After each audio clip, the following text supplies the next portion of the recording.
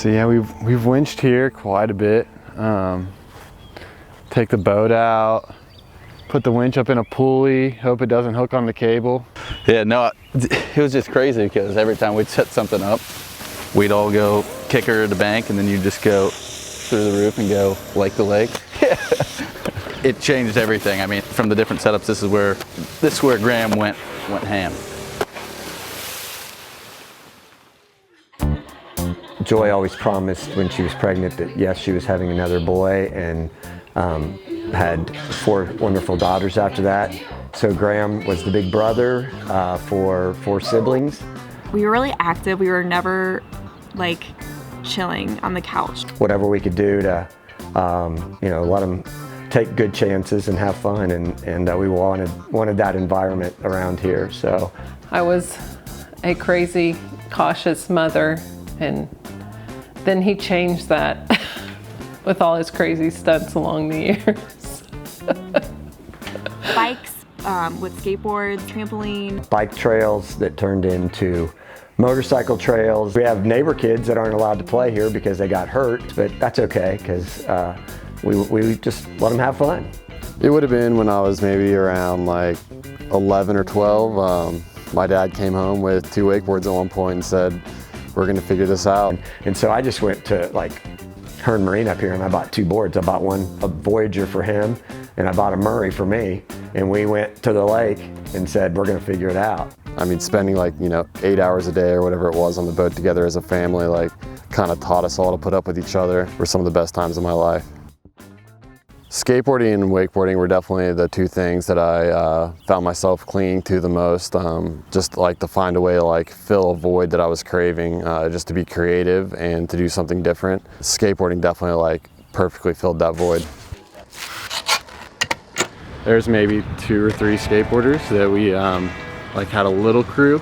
Around 2002 or something, the Lawrenceburg built a skate park and a skate shop opened up, and it just gave us all a place to all kind of come together, hang out when we weren't skating, gave us a crew to film with, just turned into Blacklist. When we were trying to find a name for the shop, we were kind of thinking who are we, what are we about? And we were kind of the outcasts, as most skateboarders are, but we didn't really fit into, the scene. We kind of just did our own thing, and so we're kind of hey, we're the blacklisted kids, or the outsiders. Yeah, I mean, it's just so instrumental in growing up and having a crew and an image to belong to. I mean, I can't explain how much it did for me.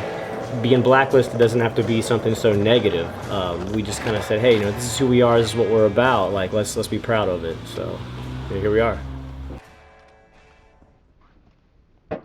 Dude, so a couple of times for sure, I would get thrown towards this way, and somehow I'd get my hands on here, and then I would just one of those. I guess I still got it. Yeah, man, this spot was definitely a turning point for me. I'd always been trying to skate bigger and bigger stuff, and after skating this thing and how much it scared me, it really kind of drove me to find something else I could do to go big but not have quite the consequences of concrete and skateboarding. And it's wakeboarding fit in so nicely there because I was able to send it 2 or 3 times as big and land straight on my head into the water, and just it was so forgiving as far as being able to hop right back on the cable and not end up in the hospital after something didn't work out. So definitely a big turning point for sure.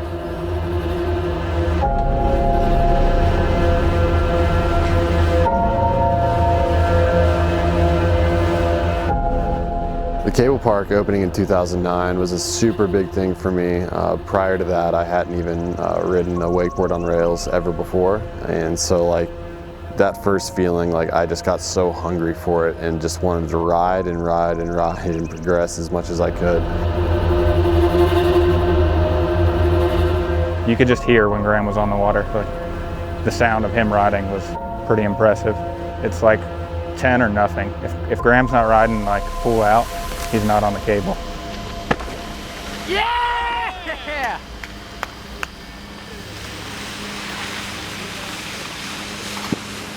Shortly after Graeme moved down to BSR, we built the bi-level and we started filming on it.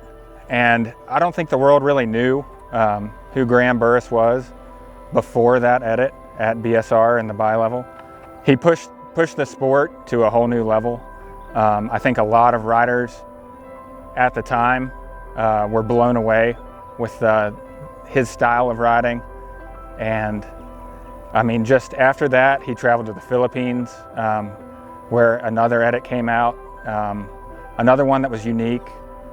And then just to see his sponsorships and stuff, everything started rolling, and his career took off.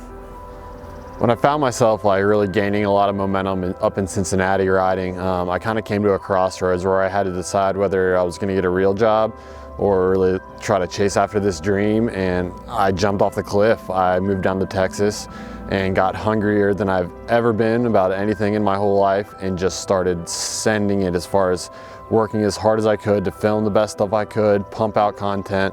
I got picked up by Hyperlight. I started traveling even more. The red carpet was just getting rolled out for me anywhere I went. It was seriously like all way too good to be true, and then shit just hit the fan. You know, we as humans are just sometimes 2, 3, 4 clicks away from spiraling. It's hard to know what to do for your adult child when they're out of your reach, but they seem like they need some kind of help.